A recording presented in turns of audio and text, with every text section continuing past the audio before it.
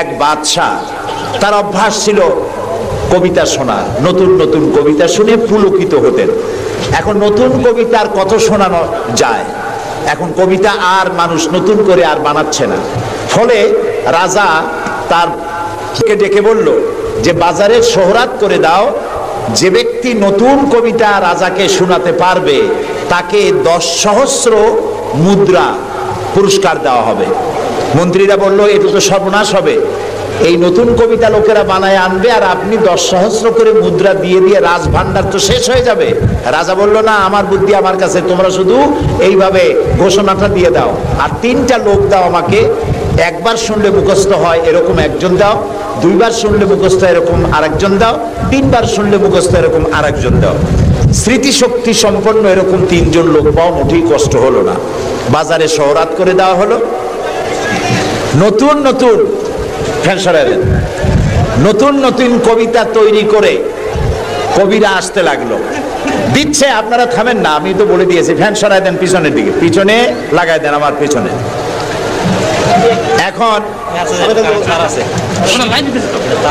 এখন কবিরা কবিতা রচনা করে নিয়ে আসছে, নতুন কবিতা শুনতেছে রাজা। কবিতা শুনে শখ মিটাইয়া রাজা বলছে এটা কি একটা নতুন কবিতা হলো কবি, এটা তো আমি জানি। কবি কয় যেন আপনি জানবেন কি করে, তো আমি তৈরি করেছি, কত হোমওয়ার্ক করে রাত জাগা কষ্ট করে এটা তৈরি করেছি, আর আপনি বলছেন আমি জানি। বাদশা বলছে শুধু আমি না, তোমার বিশ্বাস হয় না, এই যে আমার পাশে যে সব পারিষদের লোকেরা যারা বসে আছে ওরাও জানে। কবি চ্যালেঞ্জ করলো অসম্ভব, আমি সারা রাত জেগে জেগে কষ্ট করে রুদ্ধদ্বার কক্ষে বসে বসে কবিতা রচনা করেছি, কারো জানার কথা না।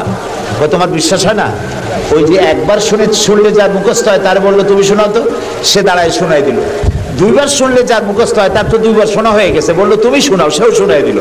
3বার শুনলে যার মুখস্থ হয় তার তো 3বার শোনা হয়েছে, বললো তুমি শোনাও তো, সেও শোনাই দিল। কবি বেচারা বেকুব হয়ে হেঁটে গেল।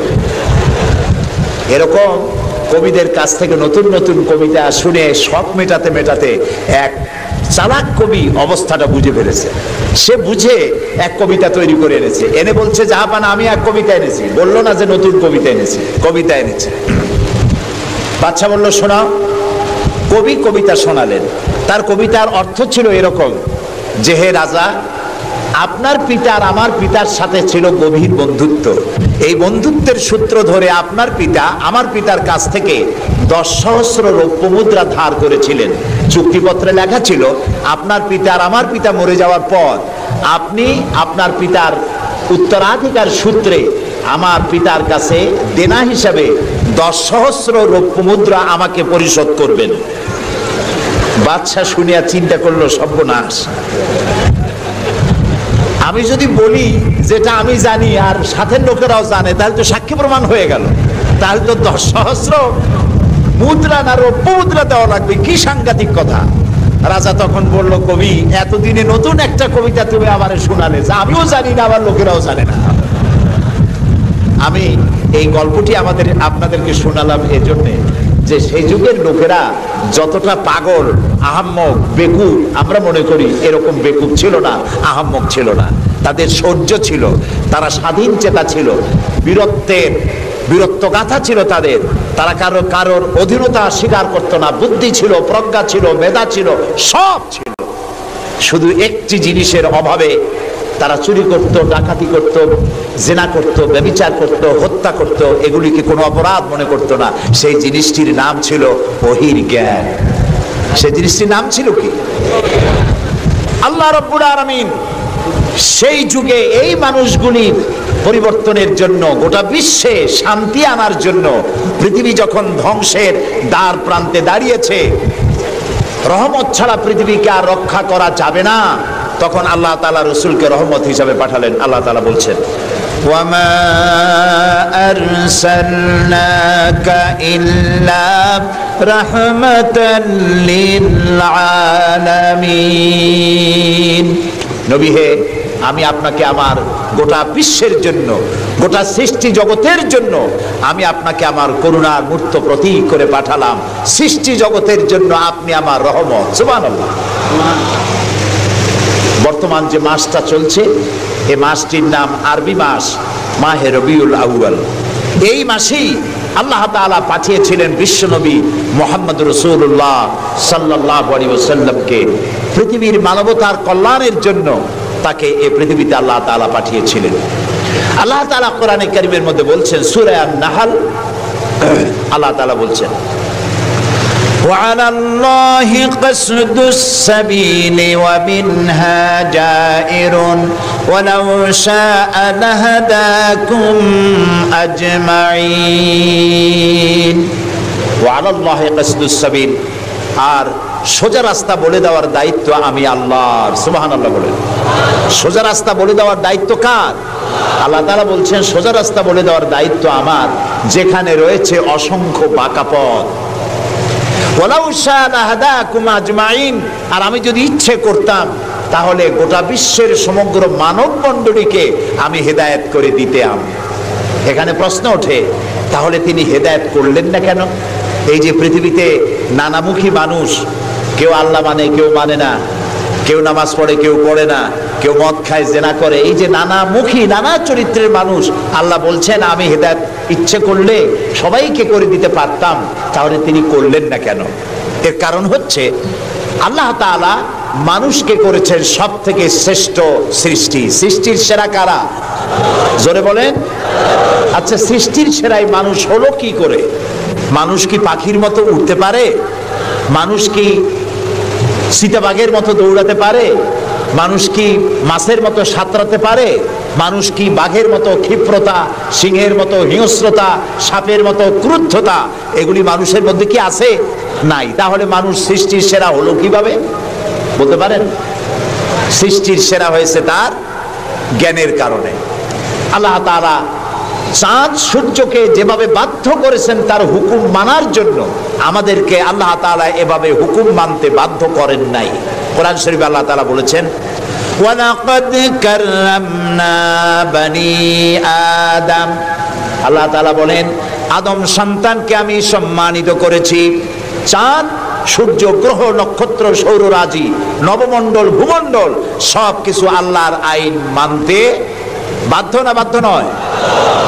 আল্লাহ তাআলা কোরআনে কারীমে বলেছেন, আফাগায়রা দীনিল্লাহি ইয়াবগুন ওয়া লাহু আসলামা মান ফিস সামাওয়াতি ওয়াল আরদি তাওআন ওয়া কারহা। আফাগায়রা দীনিল্লাহি ইয়াবগুন, তোমরা কি আল্লাহর দেওয়া জীবন ব্যবস্থাকে ছেড়ে দিয়ে অন্যের তৈরি করা মতবাদ গ্রহণ করতে চাও? ওয়ালাহু আসলামা মান ফিস সামাওয়াতি ওয়াল আরদি, অথচ আকাশে যা আছে, জমিনে যা আছে সব কিছু তার আনুগত্যের মস্তককে আমার সামনে নত করে দিয়েছে। সুবহানাল্লাহ। চাঁদ এবং সূর্য, সূর্যের কোনো ক্ষমতা নাই। রাত এখন বাংলাদেশে 8:40, রাত। সূর্যের কোনো ক্ষমতা নাই এখন বাংলাদেশে সে উদিত হয়। রাতের অধিকারকে সূর্য ক্ষুণ্ণ করতে পারে না, সূর্যের অধিকারকে চন্দ্র ক্ষুণ্ণ করতে পারে না। লাশ-শামসু ইয়ামবাগি লাহা আন তুদরিকাল কামারা ওয়ালাল লাইলু সাবিকুন নাহার ওয়া কুল্লুন ফি ফালাকিন ইয়াসবাহুন। আকাশে জমিনে যা কিছু আছে সব আল্লাহর হুকুম মেনে চলছে, কেউ কাউকে অতিক্রম করতে পারে না। তাহলে আমরা বুঝলাম চাঁদ সূর্য হুকুম মানে কার? জোরে বলেন। এই যে গাছগুলি, চতুর্দিকে যত গাছপালা আপনারা দেখতে পান, সুবরি গাছে নারকেল হবে না, নারকেল গাছে তাল হবে না, বেল গাছে জাম হবে না, আম গাছে লিচু হবে না। ওয়ালান তাজিদা লিসুন্নাতিল্লাহি তাবদীলা। আল্লাহ তাআলা বলছেন আমার লব, নেচার, প্রকৃতির আইনের ভেতরে কোনো পরিবর্তন হবে না। আমার আইন তারা মানতে বাধ্য। কেবলমাত্র মানুষ, কেবলমাত্র মানুষ। আমি তোমাদেরকে সম্মানিত করেছি, সেই জন্য আমি তোমাকে আইন মানতে বাধ্য করি নাই। কোরআন শরীফে আল্লাহ পাক বলছেন, ইচ্ছে করলে কুফরি করতে পারো, ইচ্ছে করলে ঈমান আনতে পারো, ইচ্ছে করলে মুমিন হতে পারো, ইচ্ছা করলে কুফরিও করতে পারো। এটা তোমার ইচ্ছার উপরে ছেড়ে দিয়েছে। কারণ কাদ তাবায়্যানার রুশদু মিনাল গাই, হক আর বাতিল দুইটাকে আমি আলাদা করে দেখিয়ে দিয়েছি।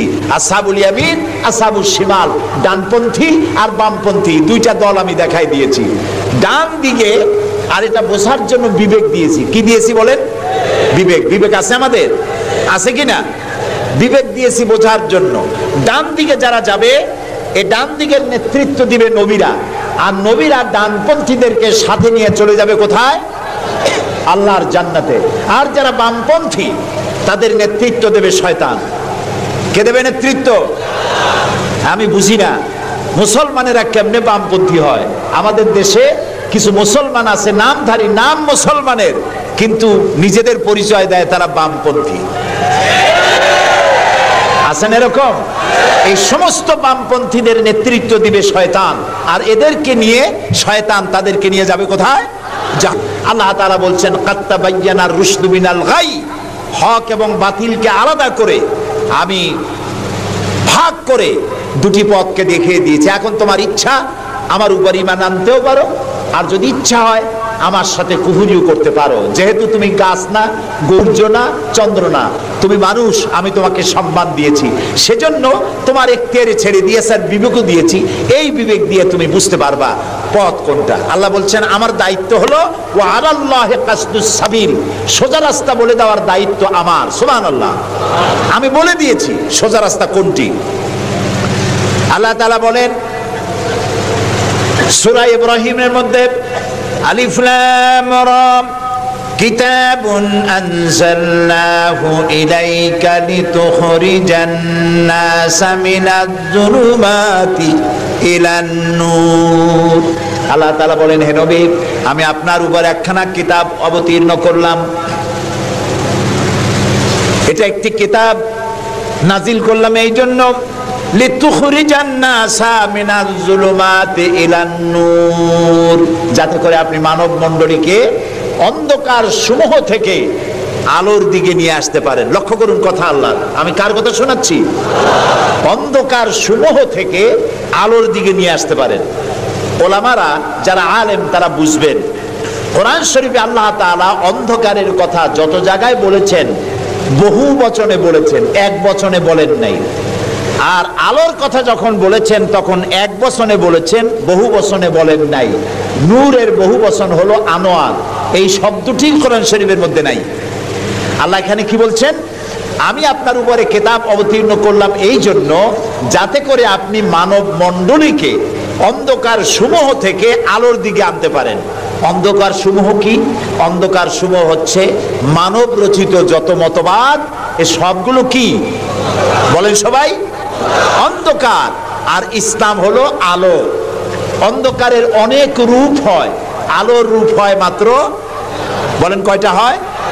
দেখুন, অঙ্ক যেদিন পরীক্ষা হয়, ম্যাট্রিক হোক আর দাখিল পরীক্ষা হোক, অঙ্কের যে পরীক্ষাটা যেদিন হয় সেদিন অঙ্ক পরীক্ষা দিতে গিয়ে যাদের অঙ্ক ভুল হয় তাদের ফলাফল একরকম হয় না বহু রকম হয়? ভুল যা হয় কয় রকম হয়, আর অঙ্ক যাদের রাইট হয় তাদের কয় রকম হয়? একরকম। তাহলে এর দ্বারা কি বোঝা যায়? সত্যের রূপ একটা আর ভুলের রূপ অনেকগুলো। এই জন্য আলোর রূপ একটা, অন্ধকারের রূপ অনেক। যেমন বিদ্যুতের আলো, কেরোসিনের আলো, হেসাকের আলো, চাঁদের আলো, সূর্যের আলো, যত রকমের আলো আছে সব আলোর রূপ একটাই, কিন্তু অন্ধকারের রূপ বিভিন্নতর। শবে কাজেবের এক রকমের অন্ধকার, অমাবস্যার আর এক রকমের অন্ধকার, রাতের আধারের আর এক রকম অন্ধকার, মেঘাচ্ছন্ন হওয়ার আর এক রকম অন্ধকার, কুয়াশাচ্ছন্ন হওয়ার আর এক রকম অন্ধকার, দরজা জানালা ভেন্টিলেটর সব বন্ধ করে দেওয়ার আর এক রকমের অন্ধকার। অন্ধকারের রূপ অনেক আর আলোর রূপ একটা। আল্লাহ বলছেন কোরআন এই জন্য নাজিল করেছি লিতুখরিজান নাসা মিনাজ যুলুমাতি ইলান নূর, মানুষের তৈরি করা যত মতবাদ সব অন্ধকার, আর ইসলাম হচ্ছে আলো। আল ইসলাম নূর, ইসলাম হচ্ছে আলো। আলোর রূপ একটা। আলোর রূপ কয়টা? আল্লাহ তাআলা বলছেন ওয়া আলাল্লাহি কাসদুস সাবিল, আমি সোজা রাস্তা বলে দেব যেখানে আছে অসংখ্য বাঁকা পথ। সেই সোজা রাস্তার নাম কি বলতে পারবেন? মাশাআল্লাহ, আপনারা সবাই বলতে পেরেছেন। সেই ইসলাম, সেই পথের নাম ইসলাম। এই ইসলামের পথ প্রদর্শক ছিলেন আল্লাহর নবীরা। দুনিয়ায় যত নবী আল্লাহ পাঠিয়েছেন সমস্ত নবীরা হচ্ছেন ইসলামের পথ প্রদর্শক। কিন্তু বইপত্রে অনেক সময় একটা কথা ভুল লেখে, তারা লেখে মুহাম্মদ সাল্লাল্লাহু আলাইহি ওয়াসাল্লাম ইসলাম ধর্মের প্রবর্তক। এটি একটি ভুল কথা। প্রবর্তক অর্থাৎ যিনি শুরু করেন, যিনি যে জিনিসটা চালু করেন তিনি ওইটার প্রবর্তক হন। ইসলামের প্রবর্তক হচ্ছেন আল্লাহ তাআলা, আর সমস্ত নবীরা হচ্ছেন প্রচারক, আর সর্বশ্রেষ্ঠ প্রচারক হচ্ছেন মুহাম্মাদুর রাসূলুল্লাহ সাল্লাল্লাহু আলাইহি ওয়াসাল্লাম। আল্লাহ রাব্বুল আলামিন তাকে পৃথিবীতে পাঠালেন ইসলাম প্রচার, প্রসার, প্রতিষ্ঠা এই কাজের জন্য। আল্লাহ তাআলা তাকে পাঠালেন এবং তাকে সর্বাধিক মর্যাদা দিলেন। এত বড় মর্যাদা আল্লাহ তাআলা পৃথিবীতে আর কারো দেন নাই। সুবহানাল্লাহ। কোরআনে কারীমের মধ্যে আমরা দেখতে পাই আল্লাহ রাব্বুল আলামিন যখনই কোন নবীকে ডাকার দরকার বোধ করেছেন তিনি নাম ধরে ধরে রেখেছেন। তিনি বলেছেন ইয়া আদম, ইয়া জাকারিয়া, ইয়া ইব্রাহিম, ইয়া ঈসা, ইয়া মূসা। গোটা কোরআন শরীফ তন্ন তন্ন করে যদি তালাশ করা যায় কোরআন শরীফের ভিতরে কোথাও ইয়া মুহাম্মদ এই শব্দটি, এই বাক্যটি কোথাও পাওয়া যাবে না। আল্লাহ তাআলা তার রাসূলকে মুহাম্মদ সাল্লাল্লাহু আলাইহি সাল্লামকে কোরআনে কারীমে কোথাও নাম ধরে ডাকেন নাই। কেন ডাকেন নাই? তাকে মর্যাদা দিয়েছেন। সুবহানাল্লাহ বলুন।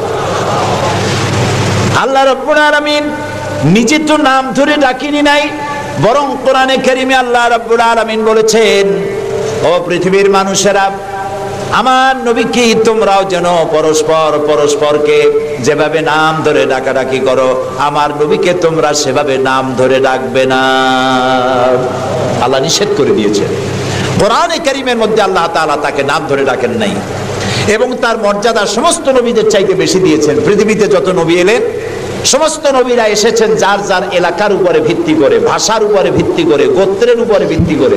মুহাম্মদ সাল্লাল্লাহু আলাইহি সাল্লাম শুধু আরবি ভাষাভাষীদের নবী ছিলেন না, শুধুমাত্র মক্কার এবং মদিনার নবী ছিলেন না, তিনি বিশ্ব নবী। বলুন তো কি নবী? আল্লাহ রাব্বুল আলামিন কোরআনে কারীমের মধ্যে বলেছেন কুল ইয়া আইয়ুহান নাসু ইন্নী রাসূলুল্লাহি ইলাইকুম জামিআ। আল্লাহ তাআলা বলেন হে নবী আপনি বলুন ও পৃথিবীর মানব মণ্ডলী,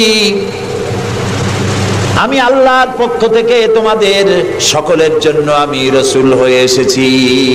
কিয়ামত পর্যন্ত এই পৃথিবীতে যত মানুষ আসবে সমস্ত মানুষের জন্য রাসূল বলেছেন, শুধু মানুষের জিন নয়, আল্লাহর সমস্ত সৃষ্টি জগতের জন্য আল্লাহ তাআলা আমাকে রাসূল করে পাঠিয়েছেন। সুবহানাল্লাহ। নবী করিম সাল্লাল্লাহু আলাইহি সাল্লাম পৃথিবীতে এলেন এবং আল্লাহ তাআলা তাকে এই সম্মান দিয়ে, মর্যাদা দিয়ে পৃথিবীতে কেন পাঠালেন? সূরা ফাতহার মধ্যে আল্লাহ তাআলা বলছেন هو الذي أرسل رسوله بالهدى ودين الحق ليظهره على الدين كله وكفى بالله شهيدا। আল্লাহ তাআলা বলেন যে তিনি আল্লাহ, যিনি তার রাসূলকে দ্বীনে হক আর সত্যের বিধান সহকারে পৃথিবীতে পাঠিয়েছেন। কেন? লিইউযহিরাহু আলা দ্বীনি কুল্লিহি, যাতে করে তিনি মানুষের তৈরি করা সকল মতবাদের উপরে ইসলামকে বিজয়ী করে দিতে পারেন। এই জন্য আল্লাহ তাআলা রাসূলকে এই পৃথিবীতে পাঠিয়েছেন। সুবহানাল্লাহ। রাসূলুল্লাহ পৃথিবীতে আসলেন এবং তিনি চরিত্র দিয়ে, যুদ্ধ করে নয়, ইসলাম প্রচার করেছেন কি দিয়ে বলেন? তরবারি দিয়ে নয়। ইসলাম মানে শান্তি, শান্তির ধর্ম। ইসলাম কিসের ধর্ম? শান্তির ধর্ম। মুসলমান কারা? যারা শান্তি প্রতিষ্ঠা করে তারাই। আর আল্লাহর এক নাম হচ্ছে সালাম। আল্লাহর এক নাম কি বলেন সবাই? সালাম। আল্লাহর নাম শান্তি, ইসলাম শান্তি, মুসলমানেরা চায় শান্তি। সেই শান্তি প্রতিষ্ঠার জন্য মুহাম্মদ সাল্লাল্লাহু আলাইহি সাল্লাম তরবারি দিয়ে ইসলাম আনেন নাই, তিনি ইসলাম এনেছেন তার অনুপম চরিত্র মাধুর্য দিয়ে, ব্যবহার দিয়ে, দ্বীন প্রচার করে তার মাধ্যমে জনগণকে ইসলামের মধ্যে এনেছেন। কথা উঠতে পারে তাহলে যুদ্ধগুলো হলো কেন? বদর, ওহদ, হুনাইন, তাবুক, এগুলো ইয়ারমুক, কেন এই যুদ্ধগুলো হলো? এসব যুদ্ধ ছিল ডিফেন্সিভ। পৃথিবীর কোন ঐতিহাসিক কোন ব্যক্তি বলতে পারবে না যে মুহাম্মদ সাল্লাল্লাহু আলাইহি সাল্লাম সর্বপ্রথম আক্রমণকারী হয়েছেন কোন যুদ্ধে। বলতে পারবে কেউ? বলতে পারবে? তিনি তা করেননি। যখন আক্রান্ত হয়েছেন তখন তিনি প্রতিরক্ষামূলক যুদ্ধ করেছেন, আক্রমণাত্মক যুদ্ধ রাসূলুল্লাহ তার জীবনেও করেননি। সুবহানাল্লাহ। চরিত্র দিয়ে তিনি দুনিয়াকে বিজয় করেছেন। পৃথিবীতে যত নেতা আছে সমস্ত নেতাদের চরিত্র তো দুই রকম হয়। নেতাদের চরিত্র কয় রকম হয়? দুই রকম। একটা হয় পার্সোনাল ক্যারেক্টার, আর একটা হয় পাবলিক ক্যারেক্টার। একটা হয় জনগণকে দেখানোর, আর একটা হয় ব্যক্তিগত। রাসূলুল্লাহর চরিত্র এরকম দুই রকম ছিল না। একটু মাথা খাটায় চিন্তা করেন, পৃথিবীতে কোন নেতা আছেন যিনি জনগণের সামনে দাঁড়িয়ে বলতে পারবেন আমি ছাত্র জীবনে যা করেছি, যৌবনে যা করেছি, রাজনৈতিক নেতা হিসাবে গোপনে গোপনে যা করি, এই সব কথাগুলি মানুষের কাছে, আমার দলের কাছে, দেশবাসীর কাছে খুলে বলে দাও, এরকম বলতে পারবে কেউ? একজনও পারবে না। যদি বলে তাহলে সব সর্বনাশ। এই পৃথিবীতে একমাত্র নেতা জনাবে মুহাম্মদুর রাসূলুল্লাহ সাল্লাল্লাহু আলাইহি ওয়াসাল্লাম। তিনি বলেছেন, ও আমার সাহাবীরা, ও আমার স্ত্রীরা, দিনের আলোতে আর রাতের আধারে আমার ভিতরে তোমরা যে আচরণ আমার দেখতে পাও, আমার ওঠা বসা, আমার চলাফেরা, আমার আচার আচরণ, যা কিছু আমার ভিতরে দেখতে পাও সবগুলি খুলে খুলে মানুষের সামনে বলে দাও। সুবহানাল্লাহ। রাসূলুল্লাহর চরিত্রের সার্টিফিকেট, তার আখলাক কেমন, এটা জানার জন্য হযরত আয়েশার কাছে কয়েকজন সাহাবী প্রশ্ন করেছিলেন, মা, রাসূলুল্লাহর কাছে বেশি সময় কাটাবার সুযোগ আপনি পান, তার ইনস অ্যান্ড আউট আপনি ভালো করে জানেন, বলুন তো তার আখলাক কেমন, তার চরিত্র কেমন? মা আয়েশা বললেন, তোমরা কি কোরআন পড়েছো? বললেন, হ্যাঁ কোরআন পড়েছি। কোরআন কি বোঝো? হ্যাঁ কোরআন বুঝি। হযরত আয়েশা বলেন, কোরআন যদি পড়ে থাকো, কোরআন যদি বুঝে থাকো, রাসূলের চরিত্র আমার কাছে জানার কোনো দরকার নাই। যেটা কোরআন তোমরা পড়েছো, কোরআনের বাস্তব নমুনা যদি দেখতে চাও, আল্লাহর নবীর দিকে তাকায়া দেখো। তার চরিত্র হলো কোরআন। রাসূলুল্লাহর চরিত্র কি? কোরআন। রাসূলুল্লাহর নবুয়তের 23 বছরের জীবনে যা আছে 30 পারা কোরআনে তাই আছে। 30 পারা কোরআনে যা আছে রাসূলুল্লাহর 23 বছরের নবুয়তের জীবনে তাই আছে। বড় করে বলেন সুবহানাল্লাহ। এই ছিল রাসূলের জীবন। তার চরিত্র সম্পর্কে আল্লাহ তাআলা বলছেন, ওয়া ইন্নাকা লাআলা খুলুকিন আযীম। হে নবী, আপনি উন্নত চরিত্রের উপরে প্রতিষ্ঠিত। আল্লাহ বলতেছেন। কে বলতেছেন? আল্লাহ বলতেছেন আপনি উন্নত চরিত্রের উপরে প্রতিষ্ঠিত। সুবহানাল্লাহ। এবং আমাদেরকে বলা হচ্ছে, আমাদেরকে, কাদেরকে? সারা দুনিয়ার মুসলমানদেরকে বলা হচ্ছে, লাকাদ কানা লাকুম ফি রাসূলিল্লাহি উসওয়াতুন হাসানা, গ্রহণযোগ্য মহত্তম আদর্শ তোমাদের জন্য আদর্শ রয়েছে তোমাদের রাসূলের মধ্যে। আমরা উল্টা কাজ করি। আমরা ইসলামরে চিনি পীর সাহেবরে দিয়া, মৌলানা সাহেবরে দিয়া, হুজুররে দিয়া ইসলাম বুঝতে চেষ্টা করি। এটা উল্টা কাম। আসলে ইসলাম দিয়া, কোরআন দিয়া, হাদিস দিয়া পীর সাহেবকে যাচাই করা উচিত, কোরআন হাদিস মতো উনি আছেন কিনা। হুজুর সাহেব, মৌলানা সাহেব, নেতা সাহেব কোরআন হাদিস অনুযায়ী আছে কিনা, ওই ব্যারোমিটার দিয়েই বাছাই এবং যাচাই করা উচিত। কিন্তু তা না করে আমরা উল্টাটা করি, যার জন্য আমরা প্রতারিত হই। এই জন্য রাসূল হচ্ছেন আমাদের নেতা হিসাবে শ্রেষ্ঠ নেতা। তার থেকে বড় নেতা আকাশের নিচে জমিনের উপরে কেউ নাই। তাকেই গ্রহণ করতে হবে। দেখুন, চরিত্রের উন্নত সার্টিফিকেট দিতে পারে একজন পুরুষের জন্য। কে দিতে পারে? তার স্ত্রী। সব থেকে কে পারে? স্ত্রী বলতে পারে এই পুরুষটি কেমন।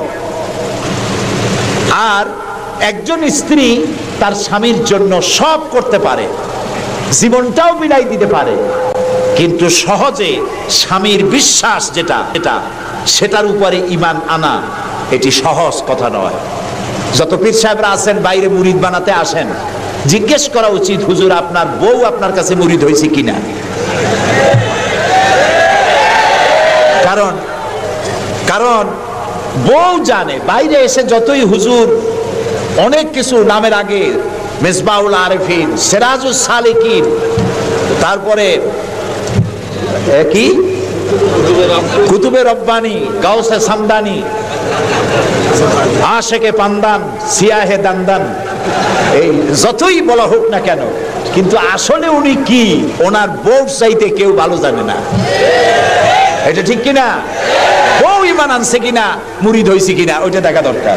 ড্রাইভারকে জিজ্ঞেস করা দরকার আপনার হুজুর কেমন, ড্রাইভার বলতে পারবে। ওনার সাথে খাদেমদেরকে একান্তে জিজ্ঞেস করা দরকার হুজুর কেমন, ওনারা বলতে পারবেন। দেখুন, এই পৃথিবীতে নবী করিম সাল্লাল্লাহু আলাইহি সাল্লাম যখন ওহী পেলেন, দ্বিতীয় ওহী ছিল ওয়ানজির আশিরাতাকাল আকরাবিন, নিকটবর্তী লোকদেরকে এবার দ্বীনের দাওয়াত দেন। এই সর্বপ্রথম দাওয়াতের জন্য আল্লাহ তাআলা বললেন, আল্লাহর প্রতি, জাহান্নামের প্রতি ভয় দেখান, সতর্ক করুন মানুষদেরকে। সর্বপ্রথম তিনি মনে করলেন নিকটবর্তীদেরকে দাওয়াত দিতে আল্লাহ বলেছেন আগে। তামার নিকটবর্তী খাদিজার চাইতে তো কেউ নাই।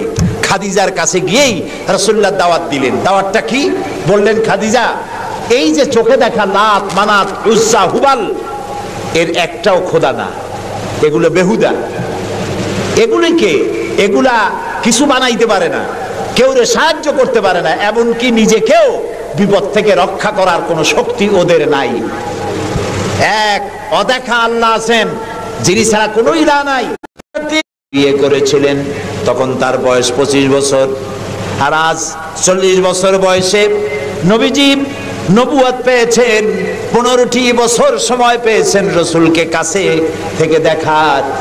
হযরতে খাদিজা যখনই দ্বীনের দাওয়াত পেলেন, অদেখা আল্লাহকে বিশ্বাস করতে হবে, মুহাম্মদ সাল্লাল্লাহু আলাইহি সাল্লামের নবুয়ত মানতে হবে।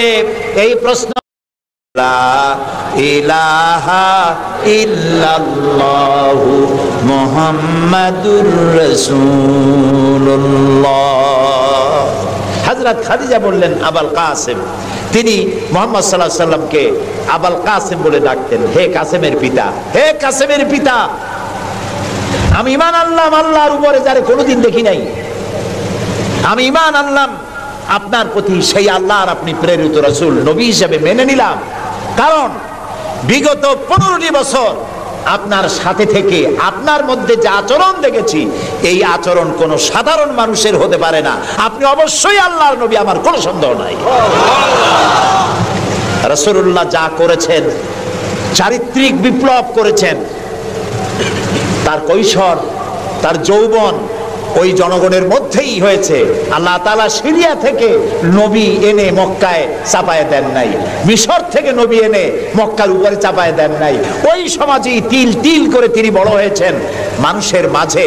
আর মানুষেরা এক পর্যায়ে মুহাম্মদ এই নামটা ভুলিয়ে গেল, তাকে ডাকা শুরু করলো আল আমিন বলে। সুবহানাল্লাহ, এটা নবুয়ত পাওয়ার অনেক আগে। তাকে ডাকতো আল আমিন, বিপদে পড়লে বলতো চলো আল আমিনের কাছে যাই, ঝগড়া হলে বলতো চলো আল আমিনের কাছে যাই, আমানত রাখতে হবে চলো আল আমিনের কাছে যাই। তার নামই লোকেরা ভুলে গেল। এক পর্যায়ে নাম প্রচারিত হলো আল আমিন, মানে কি? বিশ্বাসী। তিনি নিজেকে তিল তিল করে গড়েছেন, আল্লাহ তাআলা গড়ে তুলেছেন তাকে। হযরতে খাদিজা তার প্রতি ঈমান আনলেন। রাসূলুল্লাহ দাওয়াত দিলেন তার বন্ধু, যার সাথে তার বন্ধুত্ব ছিল 20 বছরের, হযরতে সাইয়েদুনা আবু বকর রাদিয়াল্লাহু তাআলা আনহু, 20 বছরের বন্ধু। হযরত আবু বকরের কাছে রাসূলুল্লাহ যখন দাওয়াত দিলেন যে আমি আল্লাহর রাসূল, আমার উপর ঈমান আনো, এক আল্লাহর উপর ঈমান আনো, হযরত আবু বকরও এক মুহূর্ত দেরি করেন নাই, বলেছেন আপনি অবশ্যই আল্লাহর নবী, আমার তো কোনো সন্দেহ নাই এর মধ্যে। সুবহানাল্লাহ।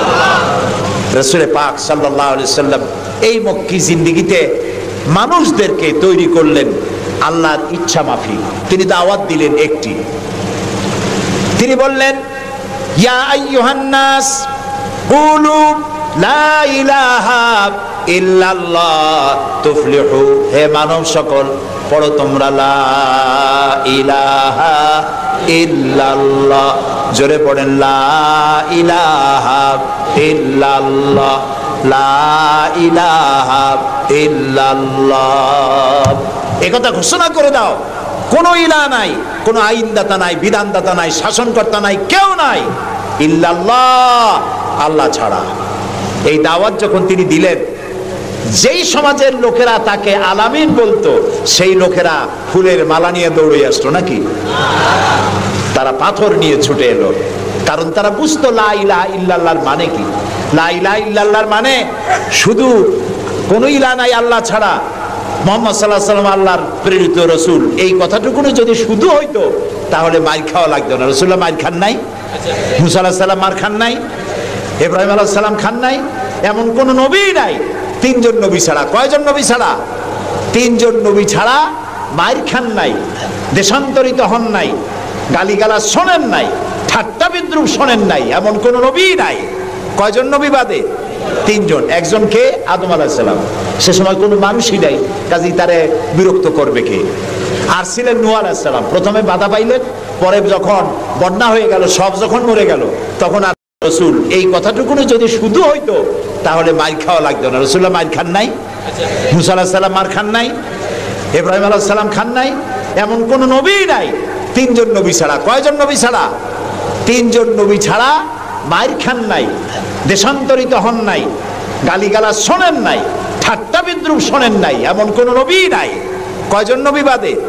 তিনজন। একজনকে আদম আলাইহিস সালাম, সে সময় কোনো মানুষই নাই, কাজেই তারে বিরক্ত করবে কে? আর ছিলেন নূহ আলাইহিস সালাম, প্রথমে বাধা পাইলেন, পরে যখন বন্যা হয়ে গেল, সব যখন মরে গেল, তখন আর তারে বাধা দেওয়ার মতো কেউ ছিল না। আর একজন ছিলেন হযরত সুলাইমান আলাইহিস সালাম। হযরত সুলাইমানকে আল্লাহ সারা পৃথিবীর রাজত্ব তার হাতের মুঠায় দিয়ে দিয়েছিলেন, সেই জন্য তার বিরোধিতাকারী কেউ ছিল না। এই তিনজন বাদে ইয়া হাসরাতান আলাল ইবাদ, বান্দার উপর আফসোস, এমন একজন নবী রাসূল পাঠাই নাই যার সাথে সমকালীন যুগের লোকেরা ঠাট্টা করে নাই, বিদ্রুপ করে নাই, মারধর করে নাই, সবাই করেছে। কারণটা কি? কারণ কি? কারণ হলো লা ইলাহা ইল্লাল্লাহর মতো বিপ্লবাত্মক রিভলিউশন সৃষ্টিকারী কথা আকাশের নিচে জমিনের উপরে আর নাই। মানে কি?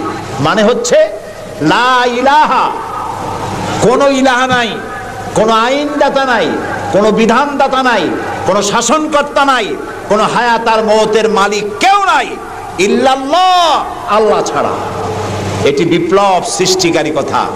এই কথা যখন হযরত মুসা আলাইহিস সালাম বলেছিলেন ফেরাউনের সামনে, ফেরাউন তখন বলল, মা আলিমতু লাকুম মিন ইলাহিন গায়রি, আমি তো জানি না যে আমি ছাড়া আরো কোন ইলাহ আছে, তুমি এক নতুন দাওয়াত নিয়ে আসছো।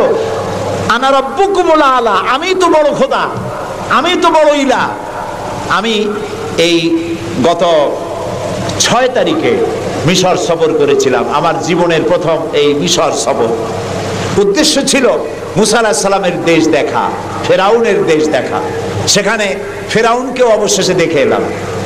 ফেরাউন মরে গেছে, কিন্তু তার দেহটাকে আল্লাহ তাআলা রেখে দিয়েছেন। আল্লাহ তাআলা তারে বলেছিলেন, যে জায়গায় যে দরিয়ায় তাকে ডুবানো হয়েছে, সেই বাহার, সেই সমুদ্র দেখে এসেছি। যেখানে আল্লাহ তাআলা মুসা আলাইহিস সালামের সঙ্গে কথা বলেছেন, সে জায়গাও যাওয়ার তৌফিক আল্লাহ তাআলা দিয়েছেন, সে জায়গাও দেখে আসছে। ফেরাউন, তাকে দেখার জন্য মিউজিয়ামের মধ্যে ঢুকলাম। 40 পাউন্ড মিশরীয় মুদ্রা, 40 পাউন্ড লাগলো। এরপরে ওর লাশ দেখার জন্য আরো 70 পাউন্ড লাগবে।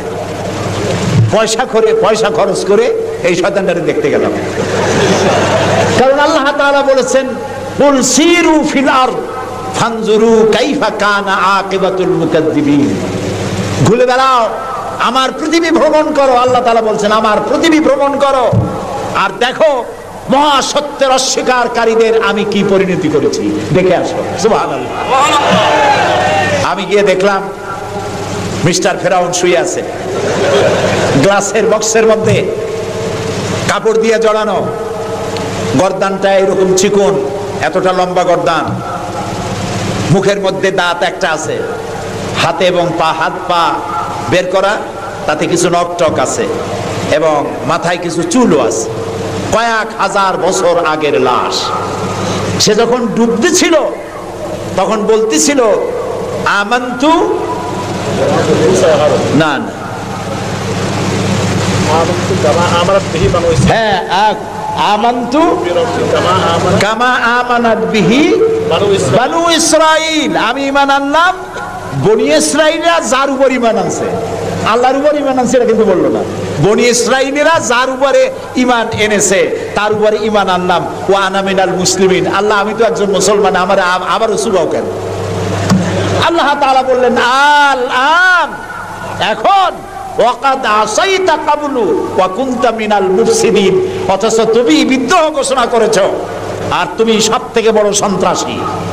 ও বলছে আনা মিনাল মুসলিমিন, ও বলছে আনা মিনাল মুসলিমিন, আমি তো মুসলমানদের একজন। আল্লাহ কয় ওয়া কুনতা মিনাল মুফসিদিন, তুই তো সন্ত্রাসী, বিপর্যয় সৃষ্টিকারী। আমি তোরে আর শুধু মারবই না, কে বলতেছেন? আমি তোরে শুধু মারবই না, আলিয়াউমা নুনাজ্জিকা বিবাদানিক, আমি তোর দেহটাকে রক্ষা করব। পানিতে তুই পচবি না, মাটিতে পচবি না, পোকায় মাকড়ে তোরে খাবে না, আমি তোরে শুটকি বানায় রাখবো কিয়ামত পর্যন্ত। এই জন্য শুটকি বানায় রাখবো, পৃথিবীতে যত ফেরাউন তোর মতো পৃথিবীতে আসবে তোরে দেখে যেন শিক্ষা গ্রহণ করতে পারে। আল্লাহ তাআলা ওরে শুটকি বানায় রাখছে। তারপরে দেখলাম বহায়রা কারুন অস্বীকার করেছিল মুসা আলাইহিস সালামকে। তার বিশাল সম্পদ, 55,000 একর জমির উপরে ছিল তার বাড়িঘর আর সম্পদ, আহরিত সম্পদ। তার সিন্ধুকের চাবিগুলি বহন করত শত শত উটে। এখন চিন্তা করেন কত সম্পদের মালিক। মুসা আলাইহিস সালাম যখন তার কাছে যাকাতের দাবি করলেন, ঈমানের দাবি করলেন, তখন মুসা আলাইহিস সালামের উপরে বহতান, তাকে লাঞ্ছিত করলো, তাকে দুর্নাম অপবাদ দিল। মুসা আলাইহিস সালাম আল্লাহর কাছে গজব চাইলেন, আল্লাহ তাআলা তারে গজব দিলেন। 55,000 একর সম্পত্তি, বাড়িঘর, আর সে নিজে শুদ্ধ মাটির নিচে আল্লাহ গরক করে দিলেন। এখন বিরাট হ্রদে পরিণত হয়ে গেছে। তারপরে যখন আমি দাঁড়ালাম দেখতে পেলাম সমুদ্রের মতো কোনো কুল কিনারা নাই, কোনো কুল কিনারা নাই। তার সম্পদ শুদ্ধ আল্লাহ তাআলা রেখেছেন। আল্লাহ তাআলা বলছেন পৃথিবী ঘোরো আর দেখো মহাসত্যের অস্বীকারীদেরকে কি ধরনের শাস্তি দিয়েছি, দেখে আসো। সুবহানাল্লাহ। এই ফেরাউনের কাছে যখন মুসা আলাইহিস সালাম বললেন ঈমান আনো আমার উপরে, আল্লাহর উপর ঈমান আনো, সে কয় মা আলিমতু লাকুম মিন ইলাহিন গায়রি, আমি তো জানি না আমি ছাড়া আরো কোন ইলাহ আছে, আমি তো ইলাহ। তুমি যদি আমাকে ছাড়া কাউকে ইলাহ মানো, লা আজআলান্নাকা মিনাল মাসজুনিন, আমি তোমাকে কারারুদ্ধ করে রাখবো। মুসা আলাইহিস সালাম কয় তুই কারে জেলের ভয় দেখাও? আমি তো আল্লাহর পয়গম্বর, আমি তো তোমার জেলের পরোয়া করি না। সুবহানাল্লাহি ওয়া বিহামদিহি। মুসা আলাইহিস সালামকে কে পাঠাইছে ফেরাউনের কাছে? কে পাঠাইছেন? আল্লাহ তাআলা নিজে পাঠাইছেন। আল্লাহ তাআলা বলছেন হে মুসা, আমি তোমাকে আমার জন্য বানাইছি। সুবহানাল্লাহ। ওয়া নাখতারতুকা ফাসতামি' লিমা ইউহা। এখন শোনো আমি তোমারে কি বলি। ইযহাব ইলা ফিরআউনা ইন্নাহু তাগা, ফিরআউনের কাছে যাও, সে সীমা লঙ্ঘন করেছে, তার কাছে দ্বীনের দাওয়াত দাও। মুসা আলাইহিস সালাম বলেন আল্লাহ আমি তো কথা বলতে কি একটু তোতলা ভাব, আমি তো কথা ভালো করে বলতে পারি না। রব্বিশরাহ লি সাদরি ওয়া ইয়াসসির লি আমরি ওয়াহলুল উকদাতাম মিন লিসানি ইয়াফকাহু কাওলি। আল্লাহ তাআলা আমার সিনাটারে খুলে দাও, আমার বক্তব্যকে স্পষ্ট করে দাও, আমি যা বলি তা যেন মানুষ বোঝে সুযোগ করে দাও। হারুন আখিসদুদ বিহি আজরি ওয়া আশরিকহু ফি আমরি, আর আমার ভাই হারুনকে আমার সহযোগী করে দাও। সুবহানাল্লাহ ওয়া বিহামদিহি। তিনি আল্লাহর দাওয়াত দিলেন। এই দাওয়াত দিতে গিয়ে হযরত মুসা আক্রান্ত হয়েছেন, ইব্রাহিম আলাইহিস সালাম আক্রান্ত হয়েছেন, নবী করিম সাল্লাল্লাহু আলাইহি ওয়াসাল্লাম আক্রান্ত হয়েছেন। আবু জাহেল, আবু লাহাব, উতবা, শাইবা, মুগীরা সবাই মিলে বলেছে আবু তালেবের কাছে মুহাম্মদ সাল্লাল্লাহু আলাইহি ওয়াসাল্লামকে বলুন যেন লা ইলাহা ইল্লাল্লাহর দাওয়াতটা না দেয়। এই দাওয়াতটা যদি না দেয়, যত বড় সুন্দরী মেয়ে উনি পছন্দ করবেন তার সাথে বিয়ে দিয়ে দেব।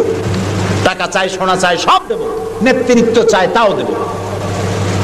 আল্লাহর নবীর কাছে এই প্রস্তাব যখন এলো, নবীজি বললেন আমার চাচা আপনি ওদেরকে শোনায় দেন, ওদের পক্ষে যেটা দেওয়া সম্ভব সেটা তো দেওয়া দূরের কথা, যেটা দেওয়া সম্ভব নয় তাও যদি ওরা আমাকে দিতে পারে, আকাশের সূর্যটা এনে যদি আমার ডান হাতে উঠায় দেয় আর আকাশের পূর্ণিমার চাঁদটা যদি আমার বাম হাতে উঠায় দেয়, এর বিনিময়ে আমি মুহাম্মদুর রাসূলুল্লাহ সাল্লাল্লাহু আলাইহি ওয়াসাল্লাম এক মুহূর্তের জন্য তাওহীদের দাওয়াতকে বন্ধ করে দেব না। নবী করিম সাল্লাল্লাহু আলাইহি সাল্লাম মক্কি জিন্দেগিতে মানুষের কাছে কালেমার দাওয়াত পৌঁছালেন। আর মূল লক্ষ্য হচ্ছে পৃথিবী কার? বলেন, পৃথিবী কার? আইন চলবে কার? আল্লাহর। সেই আইন প্রতিষ্ঠা করার জন্য একা একা করা যাবে না, একটা জনগোষ্ঠী তৈরি করা দরকার, একটা দক্ষ জনশক্তি তৈরি করা দরকার, যারা দেশ পরিচালনায় যোগ্য। এরকম লোক রাসূলুল্লাহ মক্কির জীবনে 13 বছরে দক্ষ একটা জনগোষ্ঠী তৈরি করে ফেললেন। সুবহানাল্লাহ। দেখছেন দক্ষ কারে কয়? আবু বকর, ওমর, ওসমান, আলী, খাব্বাব, খুবাইব, আমের, তালহা, জুবাইর, আবু উবাইদা ইবনুল জাররাহ রিদওয়ানুল্লাহ তাআলা আলাইহিম আজমাইন। এই সব লোক তৈরি হয়ে গেল। সুবহানাল্লাহ। এই সব লোক তৈরি হয়ে যাওয়ার পর যে উদ্দেশ্যে রাসূলকে পাঠানো হয়েছিল সেই উদ্দেশ্য এখন কার্যকরী হচ্ছে। আমরা তো উল্টোপাল্টা কাম করি। 12ই রবিউল আউয়াল আসলেই পতাকা দিয়ে রাজধানী সাজাই। 12ই রবিউল আউয়াল আসলেই বিরাট একটা মিছিল, কোন একজন লোককে সামনে রাখা, তারপর একটা মিছিল শুরু হয়ে গেল। তোমপে লাখো সালাম। কতগুলা পতাকা নিয়ে লাখো সালাম দিলাম, হাজার হাজার গাড়ি নিলাম, লোকজন নিলাম। এরপরে এক জায়গায় বসে নবী সালাম আলাইকা, ইয়া রাসূল সালাম আলাইকা, গরম গরম জিলাপি। রবিউল আউয়াল শেষ, রাসূলুল্লাহর মহব্বত শেষ। বিশ্বাস করুন, এই সমস্ত জিনিস দিয়ে মূল টার্গেট থেকে মুসলমানদেরকে সরিয়ে দেওয়া হচ্ছে। আপনারা আমাকে জবাব দেন, যারা এই সব কাজ করে তারা বলে রাসূলুল্লাহর ভালোবাসায় করি। আপনি কি পারবেন রাসূলুল্লাহর লাখো সাহাবীদের মধ্যে একজন সাহাবীও রাসূলুল্লাহকে যে ভালোবাসা দিয়েছেন, পৃথিবীর সব মুসলমান একত্রিত হয়ে অতটা ভালোবাসা কেউ কি দিতে পারবে? পারবে? এবার বলেন, সাহাবীরা এরকম কোন মিছিল করেছেন রাসূলুল্লাহর জন্মদিনে? তার জন্মদিবস পালন করেছেন? করেন নাই। যেটা হাদিসে নাই আমরা তা করতে পারি না। যে মিলাদ এখন পড়া হয়, যে সিস্টেমে পড়ানো হয়, একত্রিত হয়ে নবী সালাম আলাইকা, রাসূল সালাম আলাইকা, সাহাবীরা এরকম করেন নাই, তাবিঈনরা করেন নাই, তাবিঈনরা করেন নাই। মিলাদের এই সিস্টেম চালু হয়েছে রাসূলের ইন্তেকালের অন্তত 600 বছর পর। ফাইনা তাযহাবুন, কোথায় চলছি আমরা? রাসূলের মূল অনুষ্ঠান ছেড়ে দিয়ে, মূল কাজ ছেড়ে দিয়ে ভিন্ন পথে প্রবাহিত হচ্ছি। আমাদেরকে বিভিন্ন শব্দের মার প্যাচে সিরাতুন নবী করব না মিলাদুন নবী করব, মিলাদ পড়বো তো দাঁড়ায় পড়বো না বসে পড়বো, এই সমস্ত চক্করের মধ্যে ফালাই দিয়া টার্গেটে যাওয়ার পথের থেকে আমাদেরকে বাধাগ্রস্ত করা হচ্ছে। প্রিয় ভাই সব, নবী করিম সাল্লাল্লাহু আলাইহি ওয়াসাল্লাম জনশক্তি তৈরি করে ফেললেন, একটা রাষ্ট্র চালাবার মতো লোক তৈরি হয়ে গেল। আপনি যদি এই যে আর্মির ট্রেনিং হয়, শীতকালীন মহড়া হয়, আর্মির ট্রেনিং হয় কেন? এত পয়সা দিয়ে আর্মি টিকায় রাখা হয় কি জন্য? কি জন্য? দেশ রক্ষার জন্য। আমরা তো সবাই দেশপ্রেমী, আমরা দেশ রক্ষা করতে তো আমরাই পারি। আর্মিদেরকে এত পয়সা খরচ করে করানো হচ্ছে কেন? এই জন্য করানো হচ্ছে, যখন যুদ্ধ বাঁধবে তখন আপনি অস্ত্র চালাইতে পারবেন না। অস্ত্র চালাবার মতো যোগ্যতা সম্পন্ন লোক গভর্নমেন্ট তৈরি করে, প্রতিরক্ষা বাহিনী তৈরি করে, যাতে করে কোনো দেশ আমার স্বাধীন ভূমির উপরে আঘাত করতে না পারে। সেই জন্য এখন এটাকে পরিচালনার জন্য ট্রেনিং দেওয়া হয়। মুসলমানদেরকে আল্লাহ তাআলা কোরআনের মাধ্যমে, ইসলামের মাধ্যমে, হাদিসের মাধ্যমে তাদেরকে ট্রেনিং দেওয়া হয়।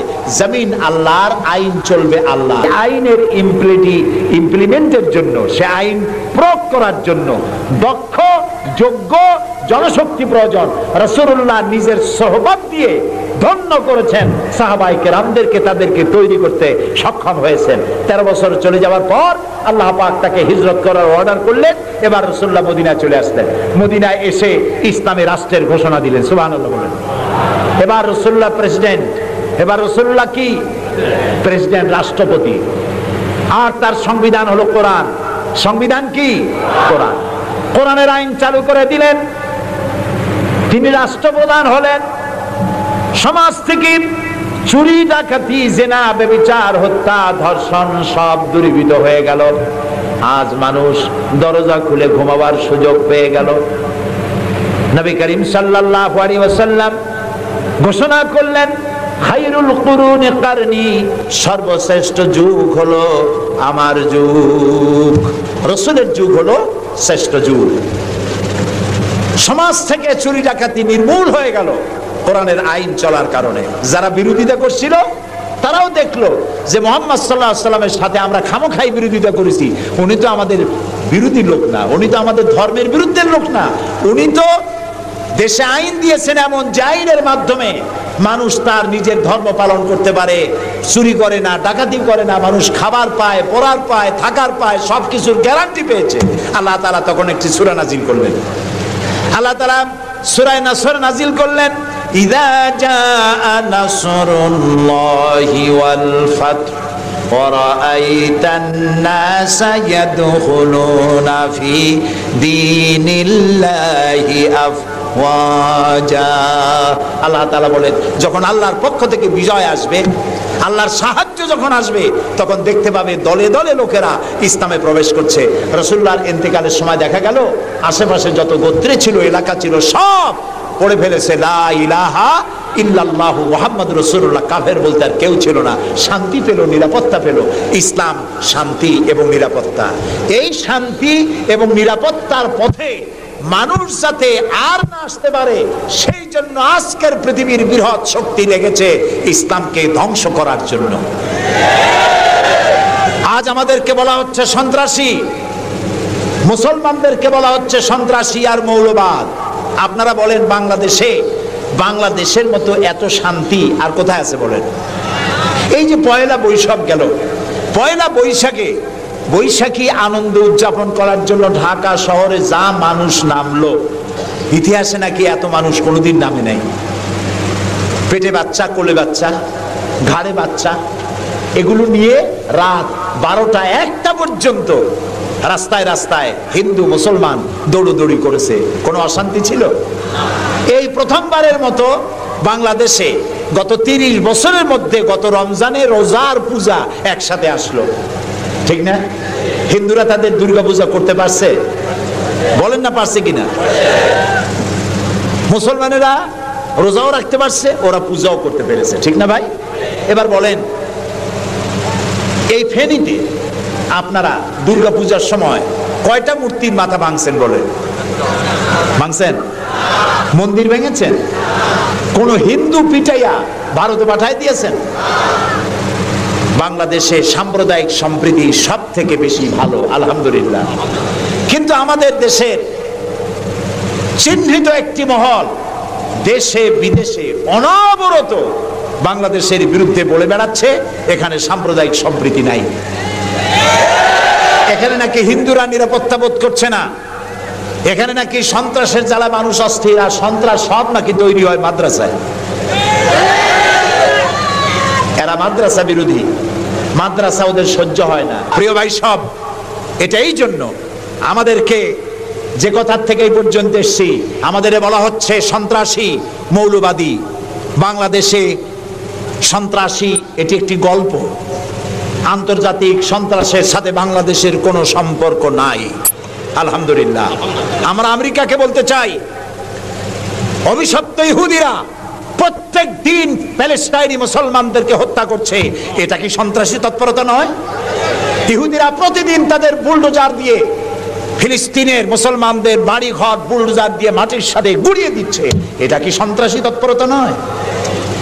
সেই অভিশপ্ত ইহুদি জাতির প্রধানমন্ত্রী শ্যারন, তারে বুশ বলছেন তিনি নাকি শান্তির পায়রা। তা আমি বলেছি, শ্যারন যদি হয় শান্তির পায়রা, তাহলে পৃথিবীতে অশান্তির শকুনের নাম কি?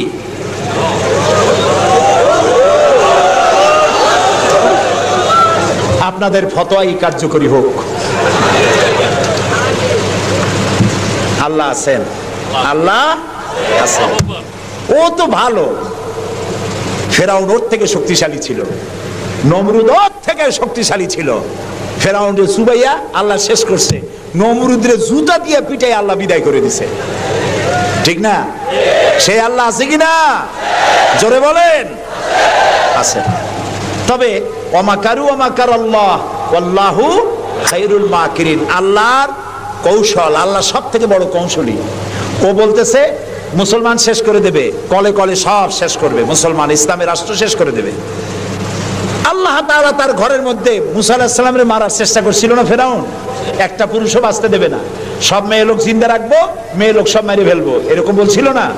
সেই জায়গায় আল্লাহ মুসারে বানাইছেন কিনা? লালিত পালিত করছেন কোথায়? ফিরআউনের ঘরের মধ্যে। যে বুশ দুনিয়া থেকে ইসলাম আর মুসলিমদেরকে মিটাতে চান, সেই বুশের ঘরের মধ্যে আল্লাহ তাআলা ইসলাম ঢুকাই দিছে। উনি লাগছেন ইসলাম রে শিকল কাটার জন্য, মেয়ে লোকরে মসজিদের ইমামতি করার জন্য। কারা কি করতেছে আমরা বুঝি, আমরা ভাত খাই। আমার জাতি মদ খাইয়া চোখ লাল করে না, আল্লাহর মেহেরবানি। তোমার জাতি করে। আমেরিকায় মেন্টাল হসপিটালে রুগী সব থেকে বেশি, পাগল বেশি দুনিয়ার সব জায়গায়। দুনিয়ার সবচাইতে বেশি পাগল কোন দেশে? আমেরিকায়। কারণ ওদের ব্রোকেন ফ্যামিলি, যৌথ পরিবার না। স্বামী স্ত্রী বিশ্বাস করে না, স্ত্রী স্বামীর বিশ্বাস করে না, বাপ ছেলের স্নেহ করে না, ছেলে মায়ের ভক্তি করে না। অশান্তির জ্বালায় মাথার চুল চতুর্দিক দিয়ে কাটিয়া মাথার উপরে তালপট্টির দ্বীপ বানায় রাখে। কেউ বা মাথার চুল ছোট ছোট করে কাটিয়া পিছনের দিকে বাসার নাম্বার, মোবাইল নাম্বার লিখে রাখে।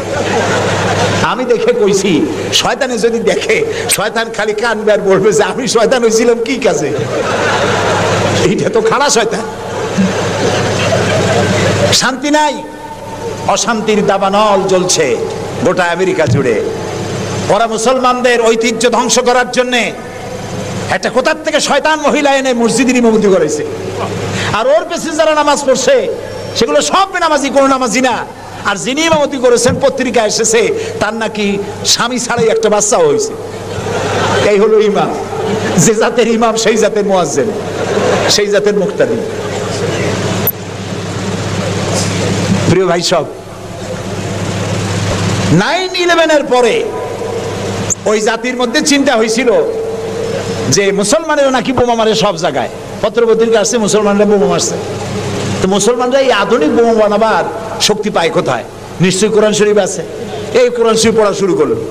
কোরআন শরীফ পড়িয়া তারা দেখতে পেল যে এর মধ্যে তো বোমা বানাবার কথা নাই, বরং সন্ত্রাসের বিরুদ্ধে বক্তব্য আছে। সন্ত্রাসীদের কি শাস্তি হবে তাও সূরা মায়েদার মধ্যে আল্লাহ বলে দিয়েছেন।